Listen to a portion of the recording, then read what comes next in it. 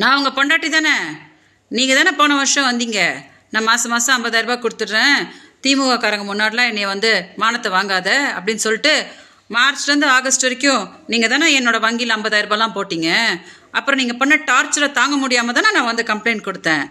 Complaint கொடுக்க வந்தால் ஆமாம் அவள் என் பொண்டாட்டி தான், நான் பண்ண டார்ச்சர் தாங்க முடியாமல் தான் வந்து கம்ப்ளைண்ட் கொடுத்தா அப்படின்னு சொல்லாமல் உங்கள் பொண்டாட்டியான என்னையவே இப்போ திமுக கூட கோர்த்து விட்டு மேடையாக போய் வந்து திமுககாரன் வந்து அவளை கூட்டிகிட்டு வந்திருக்கான் அப்படின்னு ஒரு கேவல பிடிச்ச ஒரு வேலையை பண்ணிங்களே.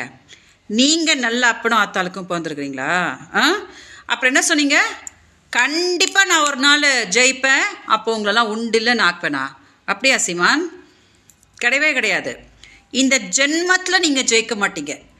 என்னோட சாபம் உங்களை ஜெயிக்கவே விடாது. இப்போ கூட நினச்சிட்ருக்கீங்களா தொண்டை வத்த கத்த நம்ம வந்து ஜெயிச்சிருவோம் அப்படின்ட்டு? ஒன்றும் கிடையாது. அன்றைக்கி சந்தோஷ் சொன்னார் பார்த்தீங்களா, ஸ்கைப்பில் சேரநாதன் பேசும்போது விஜயலட்சுமி பக்கத்தில் இருந்தாங்கன்னு.